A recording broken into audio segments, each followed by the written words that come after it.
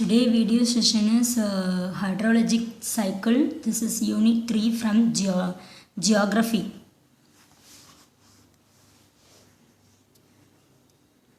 Introduction. Water is one of the most important elements on the earth. All plants and animals need water for survival. Apart from drinking, water is required for domestic, agriculture, industrial purposes, etc. Water is very essential for carrying out almost all economic activities. So, water is an indispensable element without which life form on the earth is not possible. We cannot live in the earth without water, isn't it? Okay. Now we will see about water on the earth. About 71% of the earth's surface is covered by water. The quantity of water present on the earth is about 326 million cubic miles. It is hard to visualize this massive quantity of water. Most of the water on the earth is saline and is found in seas and oceans. Isn't it? Sea and oceans water, what is the taste? That is in salt taste, isn't it? So most of the water on the earth is salt taste and is found in seas and oceans. The salt water constitutes about 97.2%. Okay, 97.2% only we have salt water. Then fresh water is only 2.8%. So out of this 2.8%, about 2.2% is available as surface water and the remaining 0.6 as the groundwater. From this 2.2% of surface water, 2.15% is available in the form of glaciers and ice caps. 0.01% in lakes and streams, and the remaining 0.04% is in other forms. So only about 0.25% of the total groundwater of 0.6% can be economically extracted with the present drilling technology. Water resources are useful or potentially useful to humans. Water in India is available in three sources, that is precipitation, surface water and groundwater. Okay, the hydrological cycle or water cycle. Hydrology is the science which deals with the various aspects of water such as its occurrence, distribution, movement and properties on the planet Earth. Availability of water on the earth is not uniform. Some places are very rich and some places are poor in water resources. Hydrological cycle is a global sun-driven process where water is transported from oceans to atmosphere, from atmosphere to land and from land back to oceans. This is the water cycle, isn't it? The water cycle can be considered as a closed system for the earth as the quantity of water involved in the cycle is invariable, though its distribution varies over space and time. Evaporation takes place from the surface water and transpiration from the plants. Water vapor gets condensed at higher altitudes by condensation nuclei and form clouds. The clouds melt and sometimes burst, resulting in precipitation of different forms.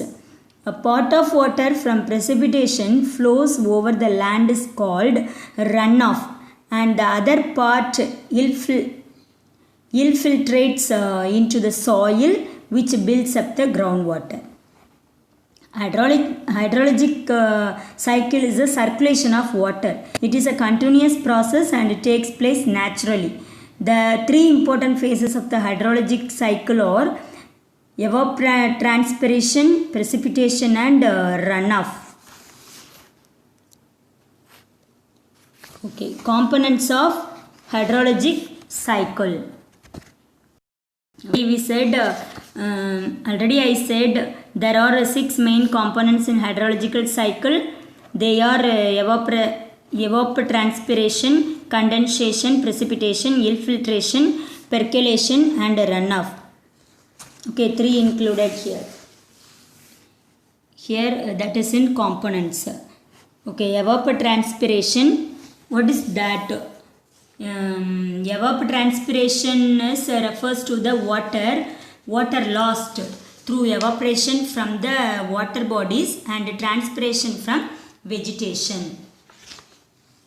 Okay, it is defined as the total loss of water from the earth through evaporation from the surface water bodies and the transpiration from vegetation. In cropped area, it is difficult to determine the evaporation and transpiration separately. Therefore, it is collectively called as evapotranspiration. The following part explains the process of evaporation and transpiration separately. Okay, evaporation.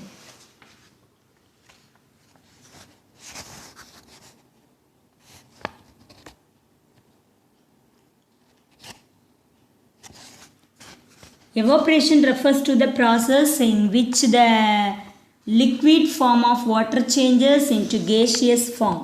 Water boils at 100 degree Celsius, that is in 212 degree Fahrenheit temperature, but it actually begins to evaporate at 0 degree Celsius, that is 32 degree Fahrenheit.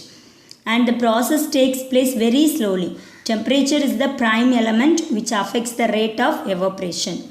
There is a positive relationship between these two variables, aerial extent of surface water, wind, and the atmosphere humidity or other variables which affect the rate of evaporation.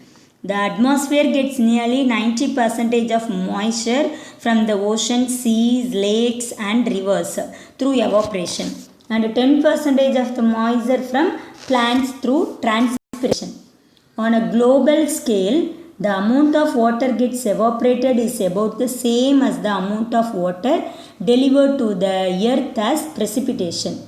This process varies geographically as the evaporation is more prevalent over the oceans than precipitation, while over the land precipitation routinely exceeds evaporation. The rate of evaporation is low during the periods of calm winds than during windy times. When the air is calm, evaporated water tends to stay close to the water body. During windy, the water wave is driven away and is replaced by dry air, which facilitates additional evaporation. Transpiration. Okay, transpiration refers to the process by which the water content in the plants are released into the atmosphere in the form of water vapor.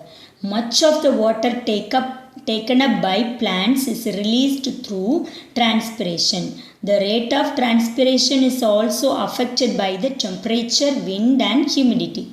The rate of transpiration is also affected by nature of vegetation and the method of cultivation of crops. Next one we will see about the condensation. It refers to the process in which the gaseous form of water changes into liquid form. Gaseous form of water changes into liquid form is called condensation. It generally occurs in the atmosphere when warm air rises, cools and loses its capacity to hold water vapor. As a result, excess water vapor condenses to form cloud droplets. It is responsible for the formation of clouds. These clouds produce precipitation, which is the primary route for water to return to the earth's surface in the water cycle.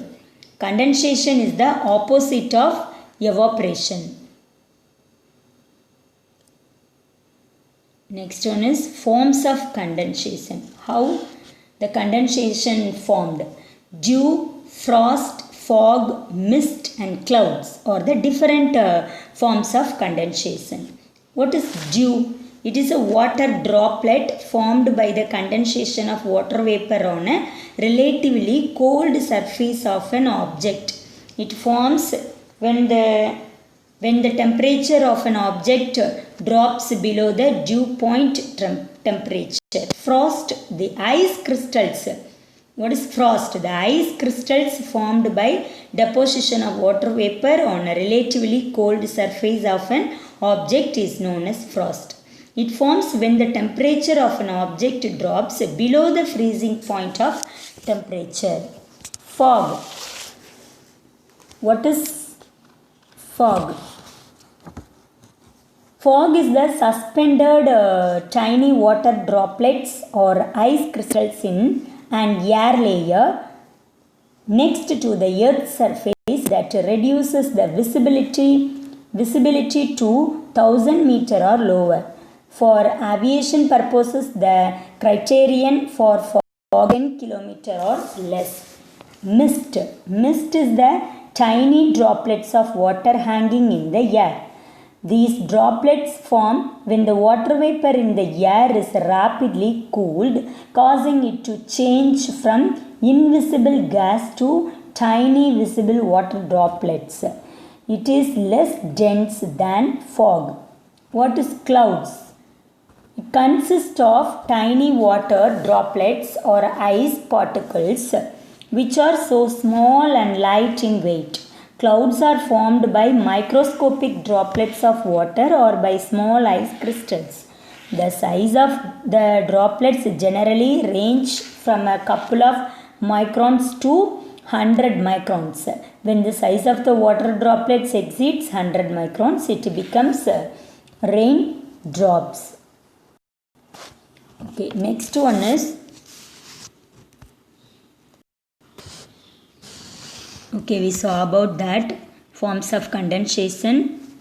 First one is fog, clouds.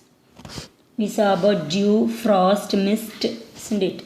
Okay, now we will see about the precipitation. Okay, what is that? We always said the precipitation, isn't it? What is that? It refers to all forms of water that fall from clouds and reaches the earth's surface. That is precipitation. What is that? Precipitation refers to all forms of water that fall from clouds and reaches the earth's surface. For the occurrence of precipitation, clouds, droplets or ice crystals must grow heavy enough to fall through the air. When the droplets grow large in size, they tend to fall. While moving down by collecting some small droplets, they become heavy enough to fall out of the cloud as raindrops.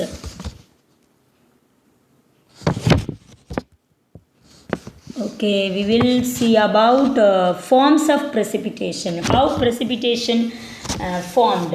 The form of precipitation in a region depends on the kind of weather or the climate of region. The precipitation in the warmer parts of the world is always in the form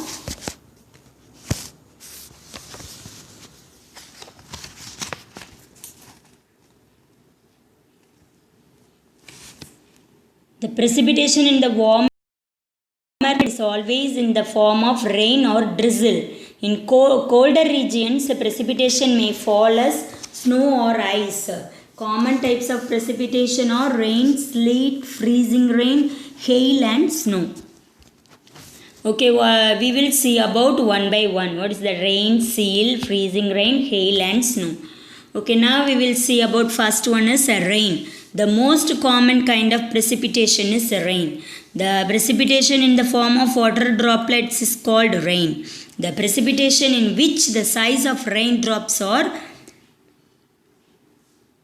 greater than 0.5 mm in diameter is known as drizzle, and the raindrops with less than 0.5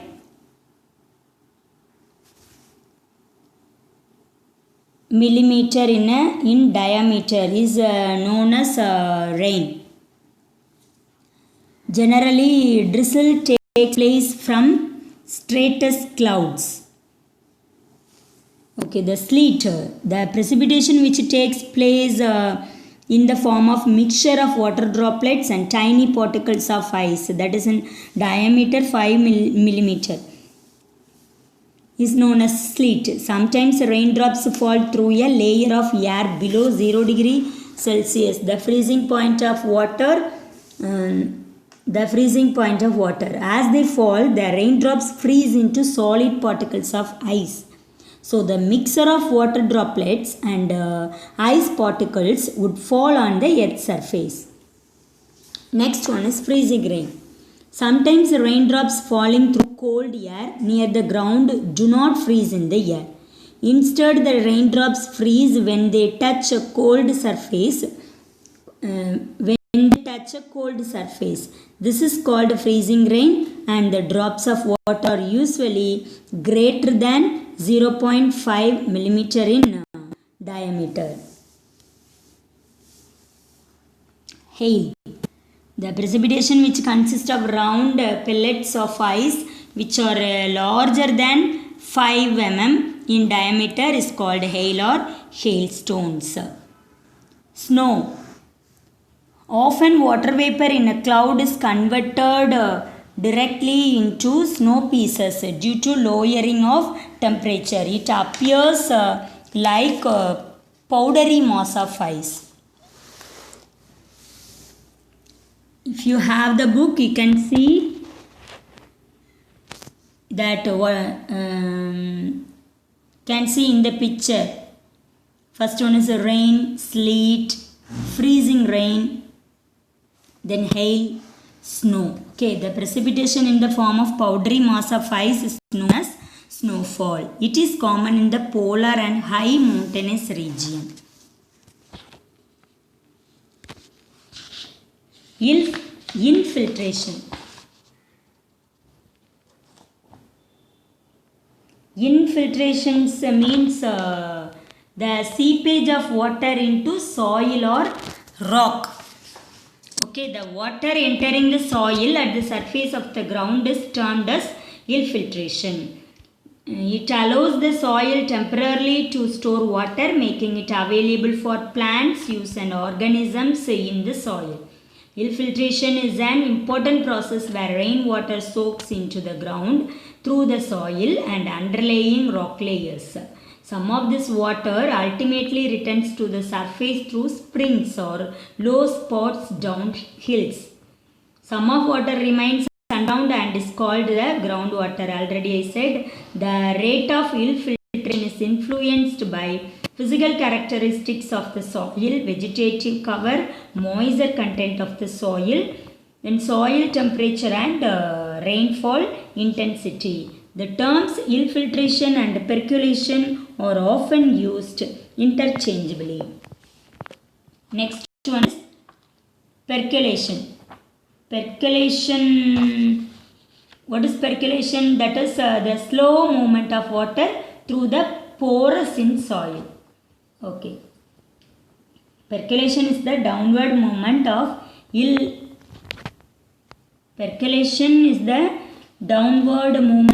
infiltrated water through soil and rock layers.